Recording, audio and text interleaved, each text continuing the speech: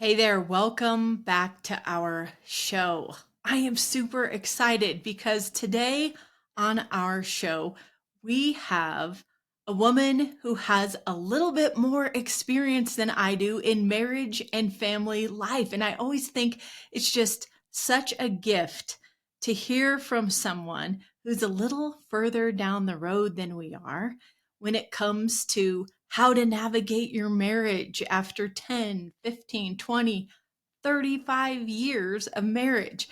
And then some tips for connecting and keeping that marriage strong when your kids leave the nest. Today, our guest is a certified Catholic life coach. She's also the host of the Finding Joy in Marriage and Motherhood podcast. And through her courses and coaching techniques, Janet teaches women how to resolve conflict and create better connection in their marriage. She also teaches them how to parent so that they love being a mom. Janet's got a bachelor's in elementary education from St. Mary's College, Notre Dame, and has 39 years of elementary education experience in public, private, and homeschool settings. And I love it because Janet says her greatest accomplishments are her marriage of 39 years to Michael, raising her 7 children, and welcoming 22 grandchildren and counting. Welcome to the show, Janet Quinlan. Hey, Jordan, thank you so much for having me. And actually, I'm just going to correct you a little bit. We're at 40 because when you get to 40, you want to shout it from the housetops. So we're at 40 years. So thank you so much for having me. Congratulations. That is awesome, especially in today's day and age. To be able to celebrate 40 years of marriage is just awesome. What a beautiful gift. Yes, thank you. It's a hard-fought battle, Jordan. I know. I'm at 20 years, Janet. So you've got a lot to teach me here today and a lot to teach our listeners. I was perusing your website, janetquinlan.com, and I was looking through blogs and your podcast episodes, and I ran across 2 particular topics that really caught my attention. One was about the relationship between women and their mother-in-laws or their in-laws. That has me so intrigued because that's a real thing. And then the second one was 10 lessons learned about marriage. And I thought, oh, this might be one of those AI generated things. It's just like, those are the 10 that we all believe that are probably like great lessons about marriage. But then I started reading and I'm like, oh no, this is good. She knows what she's talking about. She's specific. We are going to get into this. So today we're going to talk about the 10 lessons you've learned about marriage in your 40 years of marriage. So let's dive right in. Okay, so this is not AI, actually. It's Michael, my husband. The two of us kind of work together. So it's both of us together that we've come up with this list. And I think that for those who are listening, you may find a point that hits you, or you may find a point that you're like, oh yeah, my spouse could really work on that. And it doesn't matter. We just all want to look at our marriage and see how can we improve what we have going. Thank you for saying that. I always say, control the controllables, and your spouse is not a controllable. You have control over yourself and what you're able to put into the marriage, and they have control over what they can do and what they can put into the marriage. But I love that you and Michael put this list together because that's very special that he had input on this as well. Well, what's number 1? All Let's right. hit it. All right. So the first one is that your friendship as a couple is the most critical component of your marriage. And I think what happens when we get married is that it's a funny thing. I have another podcast on what happened to the bride. It's like we can't wait to get married, and then we forget about the nurturing of each other.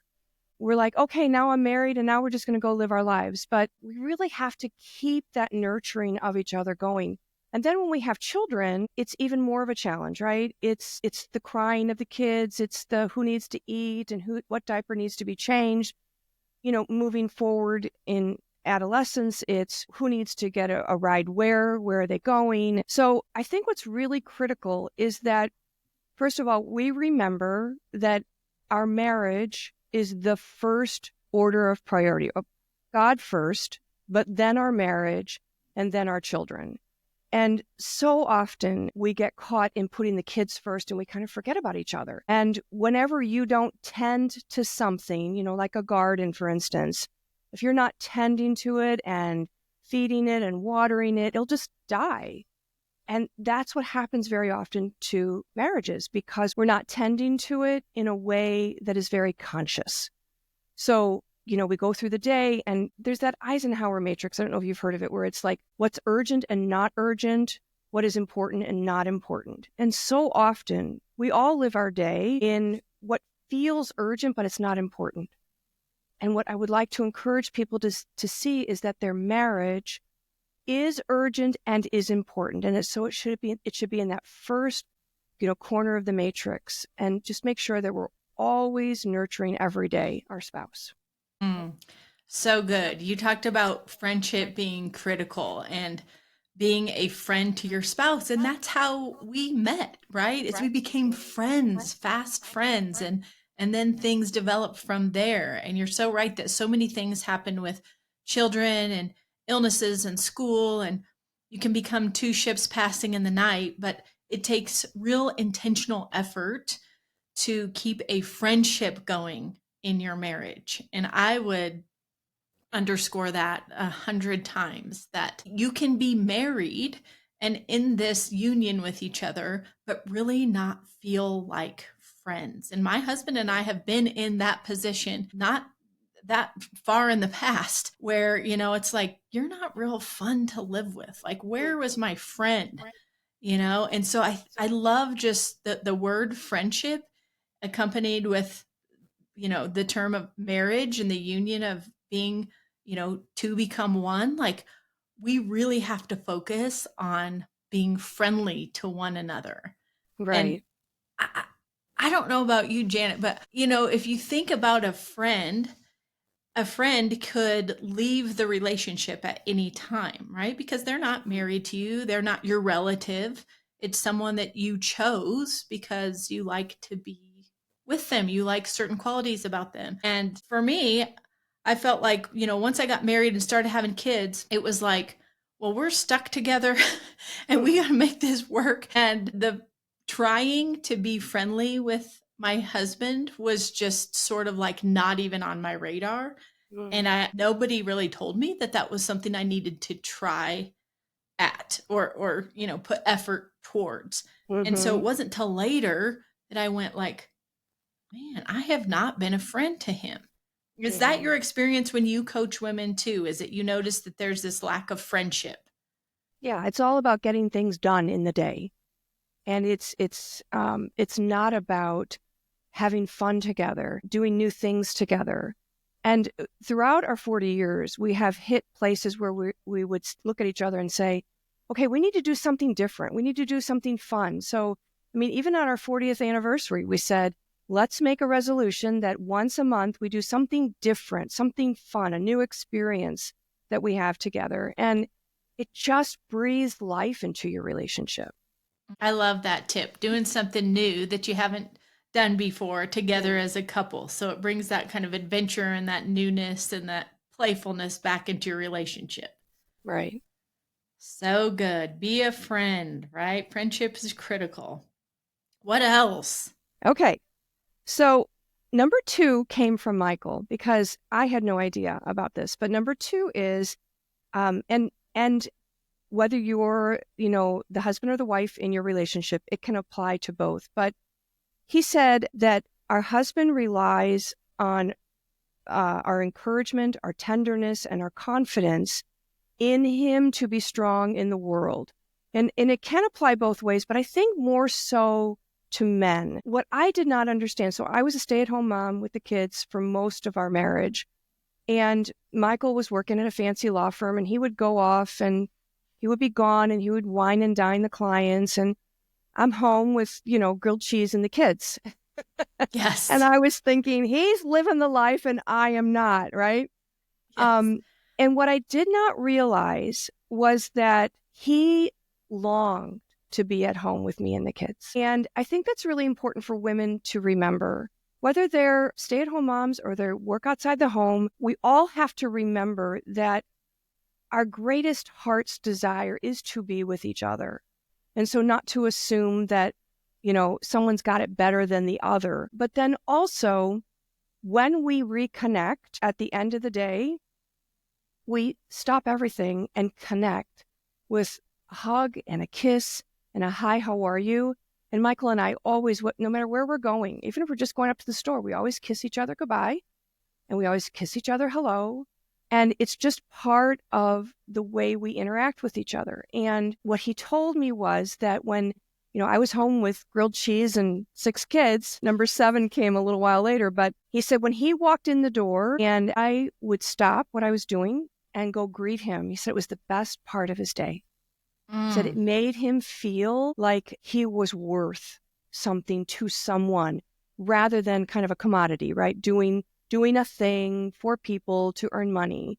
He came home and felt like this is what it's about. So I think it's really important for women, especially, to remember that our husbands need that encouragement and tenderness and the affection to really bolster who they are, throughout the day.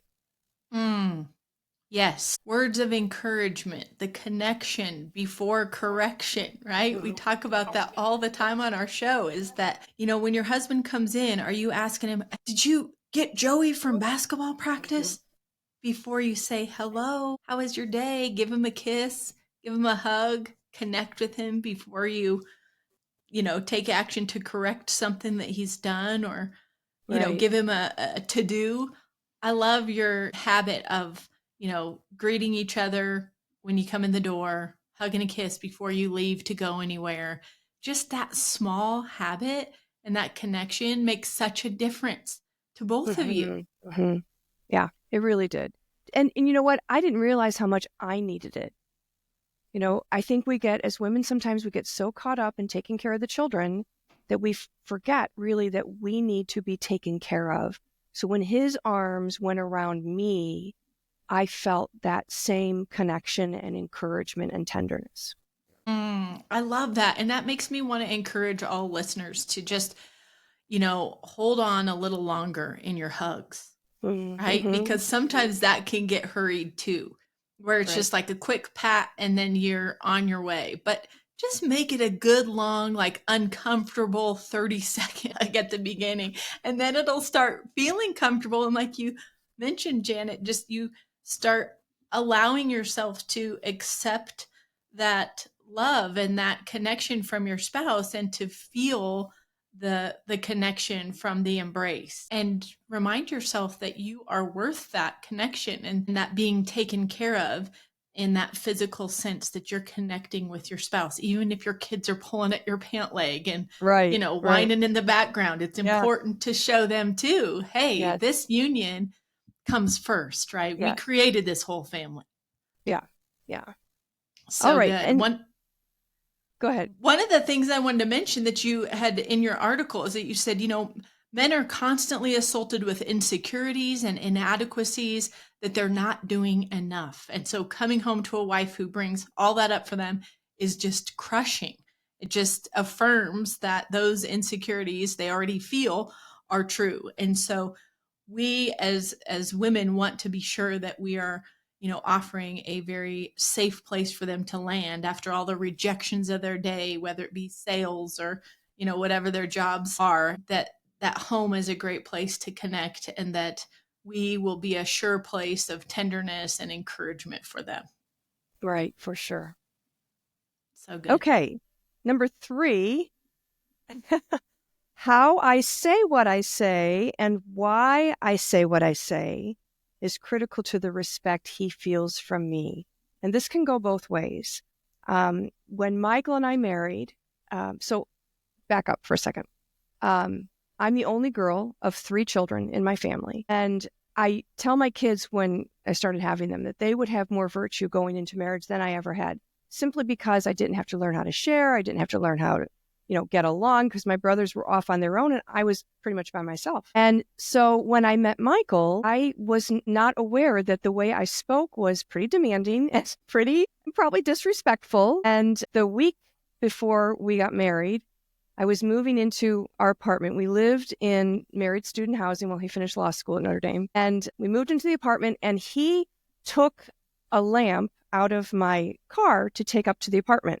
And it was my grandmother's lamp.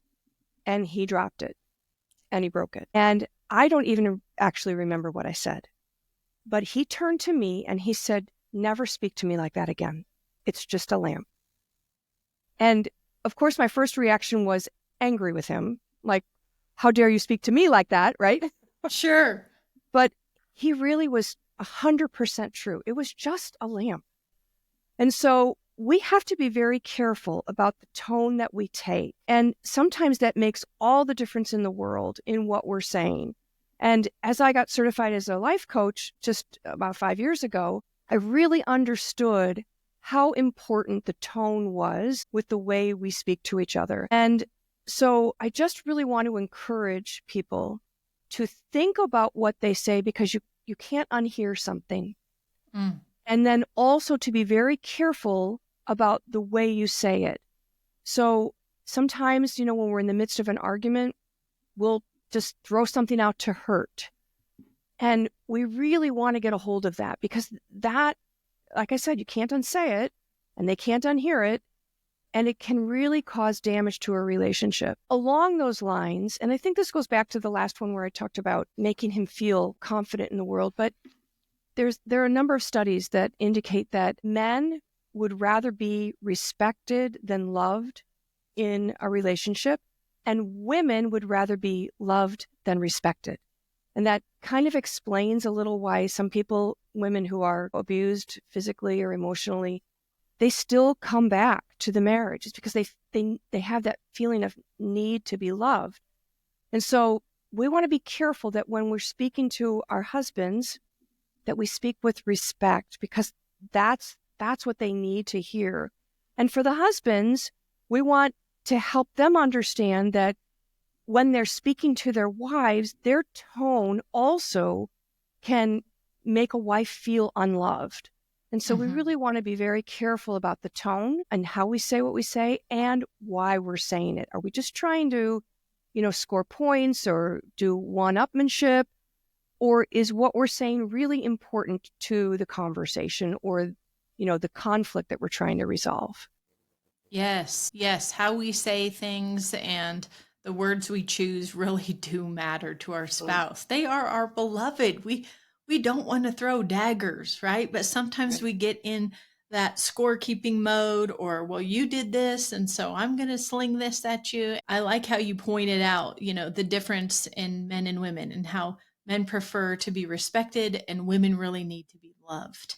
I love that book, Love and Respect. Yes. It really goes into that very specifically. And you're like, yes, this makes so much sense with our temperaments and our nature as men and women, how different we are. And one thing I think that I have learned over 20 years of marriage is just like, I have this habit of being passive aggressive.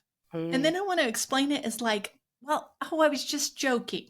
And my husband's like, Jordan, your face does not indicate that you are joking. That look is like you want me dead, which equals disrespect. And so it does me no good to say, oh, but that's not what I meant. That's not what I meant. That's how he's receiving it. And so it took me years to go, you know what? I am so sorry that was disrespectful. No, I will really work to make sure that what I say matches my facial expression. Right. Right. Right. And also to remember that, we have a sarcasm problem in our family as well. And we just, when someone said to us, there's always a little bit of truth to the sarcasm. So sometimes sarcasm is funny, especially if it's self-deprecating, it can be kind of funny. But Sure. when we use it with our spouse, it often isn't funny. There is a subtle message underneath that we're trying to deliver with a little haha, but everybody gets the subtle message. So Yes. And really, there's no need to just point out your spouse's faults, right? Instead, like you said, backing up one, words of encouragement always go so much further than pointing out something that they've done wrong or another misstep, right? Because that can really play on their psyche when they're already beating themselves up because maybe they know that they did something wrong, or they know they missed getting back to that client, or they missed a family member's birthday. And then you pointing out it again is just like kicking them when they're down. Right, right. Yeah. Yeah. Well, this is Okay. good. Number 4 is we need to be unified in our parenting ideas and in our values and goals for our family. So I coach a lot of women in parenting. I do marriage as well, but I think that people, it's interesting. I think people think the problem is in the parenting, but actually the problem is in the marriage because you often have two people. Now think about it. They, at least 22 years probably came from a totally different family, each of them. And now they come together and they just expect that, they'll be right on the same page and they'll do everything the same way. And it's never like that. And so when we come together, whether it's at 22 or 25 or 40, or we're still trying to work this out as the children grow up and get into, a new stage. And now we have to figure out, okay, how are we going to deal with, teenagers? We have to be working together to be on the same page. Because if we're not, it'll be completely divisive in the whole family and our marriage will suffer. So sometimes when I coach people, they're like, I've coached couples where the husband will say, well, she wants to do it this way, and I just think that's wrong. And the wife will say, well, he wants to do it that way, and it's just wrong. And I will say to them, okay, let's just take that the way it is. Now what? Because your child is waiting for one message, one voice. Because if we give two different messages to the children, then they won't know what to do. And we will not become more of a unified couple.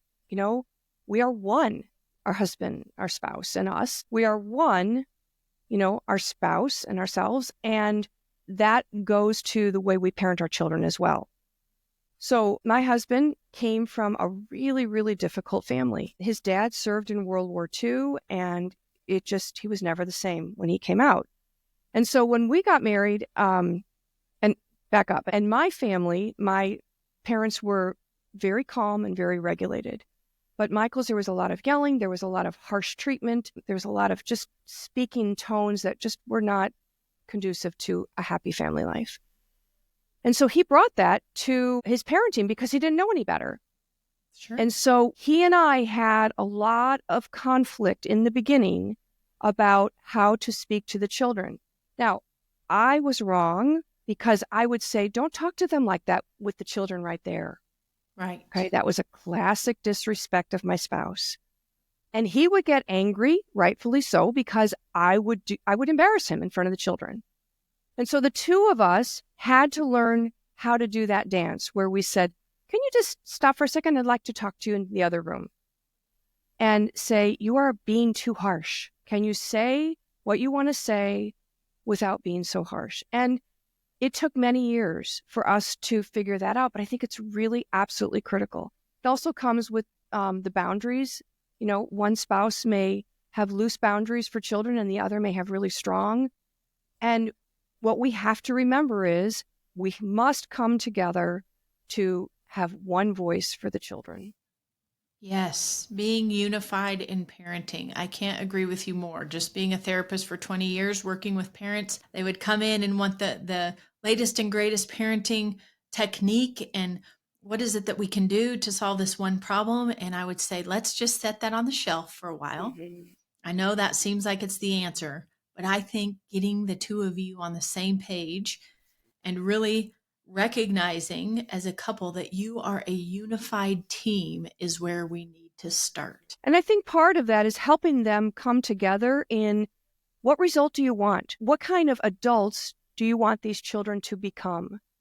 And so, I don't think we look at that as we're raising our children, we're in the midst of it. But if we look at the result that we want, and then we say, okay, now what actions do we need to take to get that result? It's much easier to come together in consensus to say, okay, this is what we need to do to get that, to help that child become that adult. Yes. Be unified in parenting and keep the end in mind, right? How Right. do we want them to turn out as adults, and our actions collectively moving them down the field towards the end zone. Right. Love Right. it. Okay. Number 5 is sacrifice for each other is the super glue of marriage. So, like I said earlier, I was an only girl in a family of 3, and I didn't know much about sacrifice. Michael was one of 5, and like I said, he had a difficult family life, and he just knew a lot about sacrifice. And so, to be quite honest, he taught me how to live sacrificial love. And when we live sacrificial love, we stop thinking about what we want. What does the other person need to do to make us happy? And we start focusing on the other person. What can I do to show him that I love him? How can I serve him?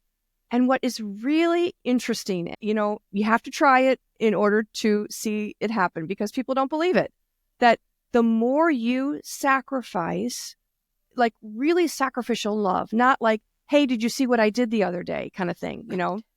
but the more you do it, the more they do it. It's so Yes. interesting. It happens all the time. So I would really say that that is one of the keys to keeping a marriage really strong is to, you know, sacrifice for each other out of love, which means you do it joyfully and cheerfully and without any expectations in return. Hmm.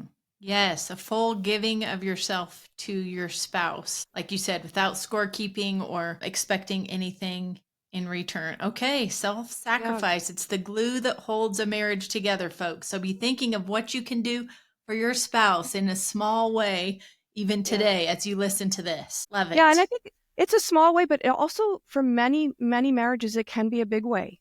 It can be dealing with a spouse who has an addiction issue. It may be infidelity in the marriage. It may be really big things that some people may think that the people who have lived 40, 50 years together didn't deal with. And I would argue with that. I would say almost everybody deals with small and big places where we have to sacrifice.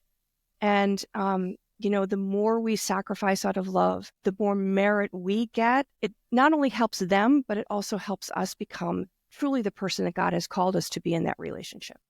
Yes. Okay, number 6 is show my children that He is first. So whether you're a man listening to this, show your children that your wife is first, and for the women, show your children that your husband is first. And it's really the proper order of things, right? We talk about God Yes. is first, and we teach our children that God is first in all of our lives. And then who's next? And then it's my spouse. So if I'm speaking to my spouse and a child comes up and wants to get my attention, I say, no, wait, I'm talking to your dad. You have to Yes. wait and be patient. And so it's really important. It kind of goes back to, and many of these you kind of see overlapping, but it goes back to that first thing about our friendship is the most critical component of our marriage. We have to have our spouse first, and our children need to see that in many tangible ways. Okay. Yes. When I would leave to go on retreat or to go out of town or something, and Michael was in charge, he would always do things differently than I did them. Like they would stay up late and they would watch, some movies that weren't bad, but not, the big joke in our house was when I went on retreat and Dad let them watch 101 Dalmatians. And I wouldn't let them watch it because the word idiot was used. I love it. Dad let them watch it. And Dad would make this cheesy rice thing, which was kind of disgusting, but my, 36-year-old still talk about how great it was. It's a great, at first I came home, I'm like, no, you can't do that, Michael. You got to do it the way, but the kids understood that for that time when Dad was in charge, they could do things differently. And then when Mom came back in, we went right back to our schedule and we did the things. And so we want to let our kids see that we let our spouse be in control, which sounds kind of strange. I think for women, many women, we tend to Yes. not let our husband take the lead and do the things that, really his part is so important with the kids. Yes, I love that. And let him do it his way because Yeah, the kids do know their place. When you are back, they know they're not going to get away with 101 Dalmatians. that's And right. there's not going to be any weird, cheesy rice being served. Yeah. Yeah. And Yes. and also it brings both personalities into it. So I am a rule follower and Michael is a risk taker. And we had an opportunity in 1999 when Pope St. John Paul II came to St. Louis. Um, Michael, so I would sit in my seat, right? But Michael took our two youngest at the time, Mary Grace and Patrick, and we made little flowers. And he went up to the Secret Service line when the Pope was coming down and greeting people. And he said to them, "Hey, can you guys go under the rope and go?" And off they went with a big hug and a kiss for the Pope. And that's an experience that they never would have had if I was in charge because I am a rule Wow. follower. So I just Right. really offer to women, especially if your husband is not that rule follower, it's okay. In fact, it's great. Let the children have both sides of you. Yes. After all, he has kept himself safe enough to Hmm. be alive and kicking and working his job and in a relationship with you. So he's certainly not going to let worse happen to his Yes. children. Yes. That is such a great piece of advice. Like Yeah. they're going to do it different. Let them do it different. This is a beautiful way for your kids to witness the difference in men and women, the difference in temperament and personality and upbringing. And you give them the freedom to be the type of parent that lights them up. Hmm. For Yeah. sure. Yeah. Oh, that's so good. I made me think of when you said, you need to be sure that your kids know that your spouse comes first. One of the things that we started doing, just a simple thing in church, is, when the pastor says, okay, give a sign of peace to those around you.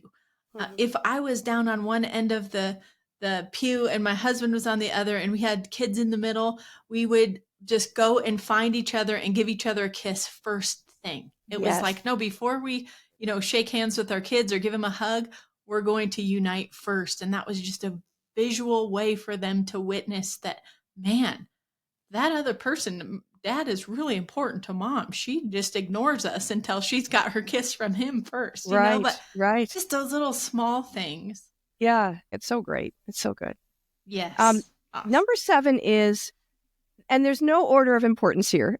Number Yes. seven is pray for him.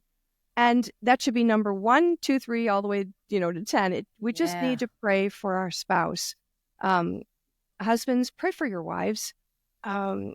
Pray for them to have confidence and patience and all those virtues that they need to raise children. And wives, pray for your husband that,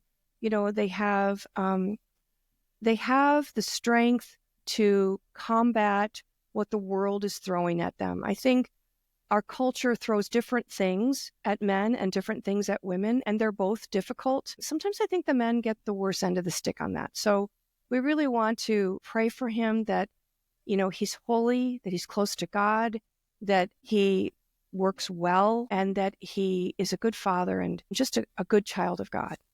Hmm.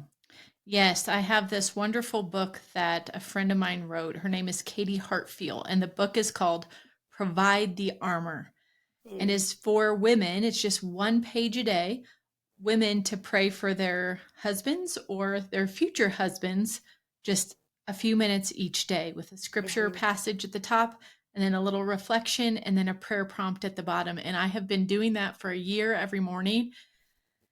And just to know that I am putting spiritual effort towards my husband and helping to provide that armor that he needs, that spiritual armor to support himself, me, our family, his business, is just been a total game changer. I just highly Beautiful. recommend praying for your spouse. Oh, this is awesome, Janet. I ran across this statistic. You've got to share this with your clients. So we know that married couples are still divorcing at a rate of 50% in Mm. the United States. So, good news is if you go to church with your spouse every Sunday, that goes down to 26% chance of divorce. If you pray with your spouse every day, your chance of divorce goes down to 0.2%. Wow, that's 0.0006% amazing. chance. Yeah. Total safeguard on your marriage to pray together as a couple, not with the whole family for family Hmm. prayers, but specifically just husband and wife. I say 90 seconds a day, Yeah. you know, to safeguard your marriage. Yeah, we do it at night. I'm not a pray out loud person. Michael is. Again, difference in our personalities. But he really kind of insisted upon it many, many years ago. And so we just sit on the bed and we hold hands, which, if you're Yes. having a tough day, if you're Yes. not happy with each other, when you grab each other's hand, it's almost like you kind of melt into, I don't know, it's just a peaceful feeling. And we pray for our kids, we pray for our marriage, we pray for things that each of us, have been asked to pray for, and we just really pray for protection. So, yeah, I think that's, I guess, how I got to 40 years, right? If I percentage Yes. will tell you. That's right. Oh, Yes. yeah. Pray for your spouse for sure. I Right. love it. Okay. Let's keep going. Okay, number 8 is be empathetic and don't keep score. So, really always seek to look for the good things and not all those negative things. Our brain always wants to find the negative in everything. There's a statistic out there that we have like 60,000 thoughts a day and 80% are negative. And I Ugh. think when you know that, you're like, oh, this is just my brain being negative. So we really want to be empathetic to our spouse and really see the good and not keep the score of who did what, am I ahead?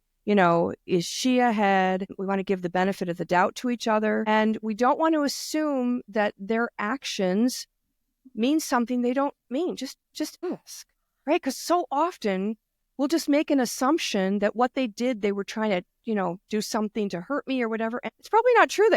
So many times my husband he's just out to lunch, right? He's got his Sure. mind on other things, has nothing to Yes. do with me. Right. And so, Exactly.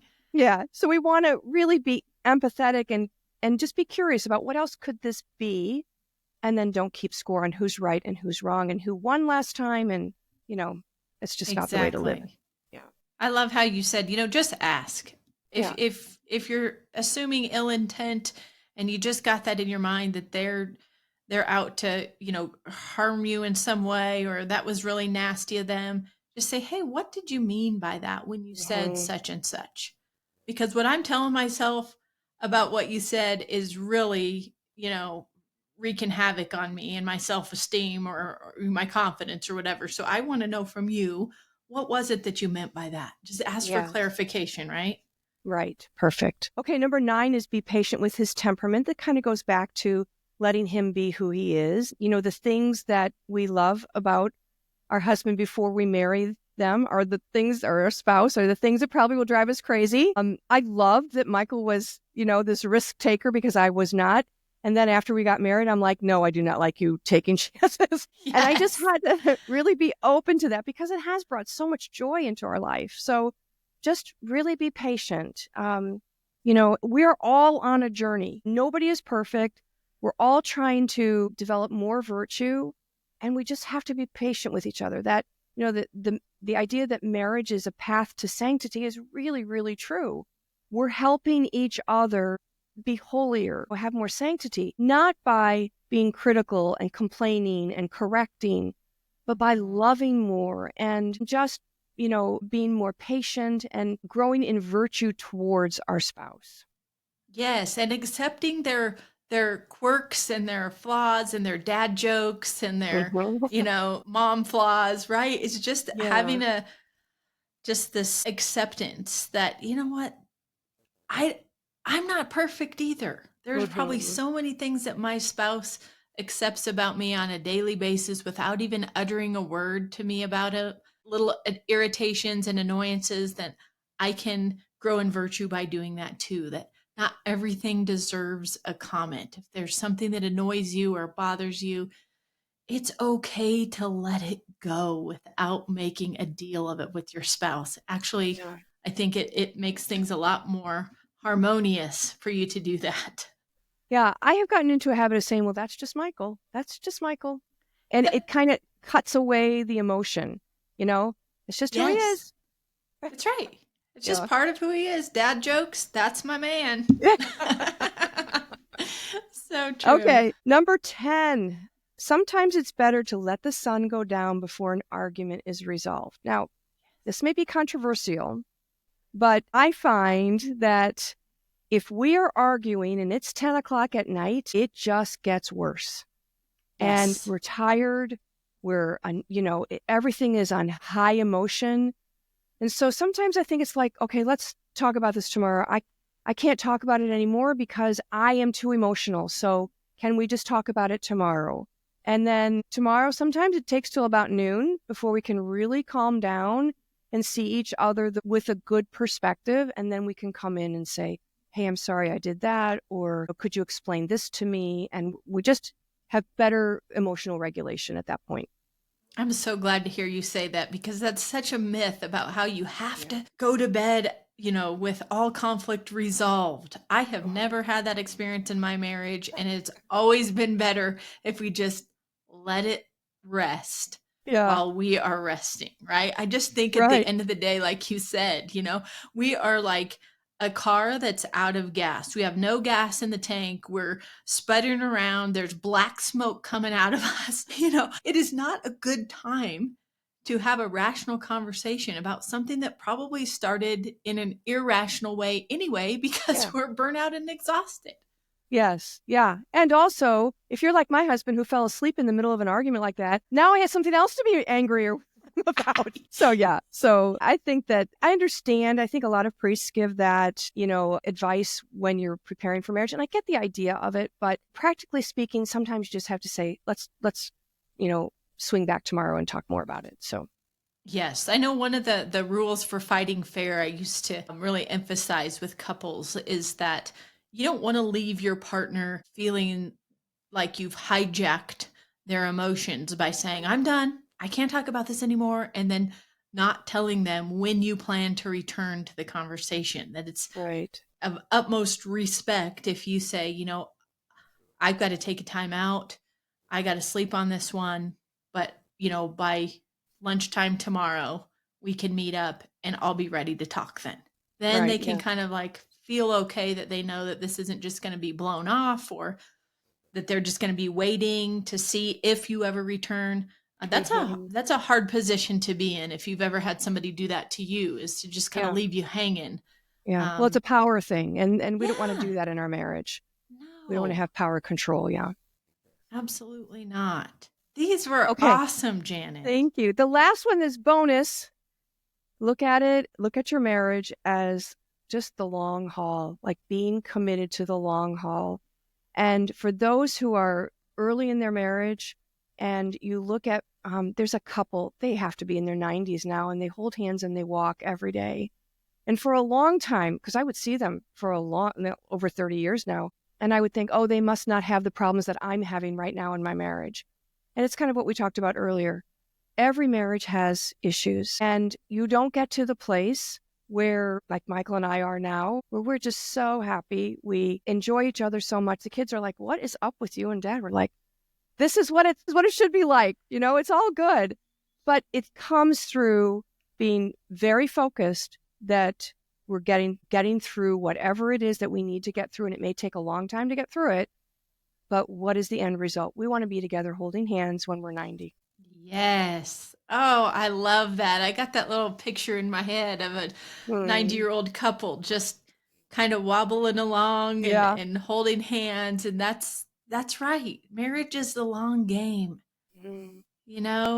and the suffering and all the ups and downs and the little detours on the road of life that we go through together are part of what kind of refine us as a couple and make the years when our kids are moving out of the house and we're in retirement, really those golden years where we're like, you are awesome, you Yeah. are awesome, right? Like we really enjoyed this Right. grandparenting thing Yeah. because we journeyed together through those rough times. So Yeah. great advice. 40 years of marriage, 7 kids, 22 plus grandkids. Yeah. Two more coming this year. So we get like two every other Congratulations. year. I love it. This is It's so great. awesome. Well, tell us a little bit more about what you do in your coaching, and you have some courses to offer our listeners. So let us know what you're doing for married couples. Okay. So first you can go to janetquinlan.com. Everything is there. But so I focus really on marriage and parenting. And I do have a standalone mother-in-law, daughter-in-law dynamic course. And that's for people who, whether you're in conflict with your in-law, it's for mothers-in-law or daughters-in-law. So Great. both can take it. And I address both sides of things. And it's a self-study course, and it's if you want to improve your relationship, or if you're really struggling to really, if you have a terrible relationship, it will help you. So that's a standalone course. And then I have two different ways that I coach. One is I call it, well, I'm a teacher by trade, so I call it private tutoring. So it's like one-on-one coaching, and there I meet with people. You can see the package there at on my website.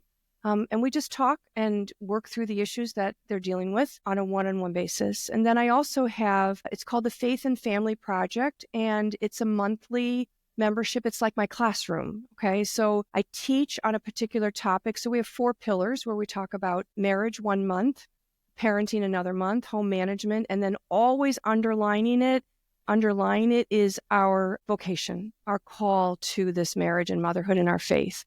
And so I will speak about a particular topic and then open for questions and coaching. And so that's there. And then I also have virtue-based parenting, which is, I'm a busy grandma.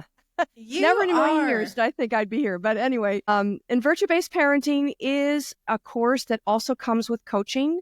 And it is just really how to teach your children the habits or virtues that will resolve all of those misbehavior issues, right? We have Yes. we have all these different crazy parenting styles of you have to do this and have these scripts. And I'm like, no, it's really about forming them in virtue. So that's virtue-based parenting. So that's what I Nice. have to offer. Such great resources. And this is like, I do not consider this competition. I am so excited to recommend you to our listeners because Thank you. there is just no shortage of good coaching and resources for parents and married couples these days. There's some wacky, weird philosophies out there. And so we only bring people on the show who we highly recommend. I've tuned into your workshops before and loved it. Thank Just you. one a couple weeks ago and took a little Yeah. nugget away. You had mentioned, when my kids would question my, something that I told them that we have to do differently, or they disagreed with, kind of a new rule I was laying down, I really brought my faith into it. And I reminded them that I stand before God Mhm. and I have to give an accounting of my life and how I reared my children and what I did to bring them up in the faith and to bring them up in what is right and wrong and morals. And so this is something I take very seriously. Mhm. It's like, oh, yes, our kids are capable of understanding the why behind things. It also helps them think about why they do things or choose not to do things as Right. well. Right. So lots of great little nuggets and love your personality and just your real talk about marriage and family life. Um, Thank I could you. I can tell your courses and your coaching be very, very beneficial. So, okay, we have Janet's website linked in our show notes. If you get our weekly emails, you can also check your inbox because we have a link to her website in our email that comes out on Tuesdays as well. So, Janet, thank you so much for blessing us with your wisdom, 40 years of marriage experience. We just really appreciate what you're doing. Thank you. I really appreciate you having me on. Thanks, Jordan. Take care. You're welcome. Okay, guys, I will catch you on another episode of our show real soon. If you like what you heard here today, please be sure to share this with your friends, family, and even your spouse. Take care.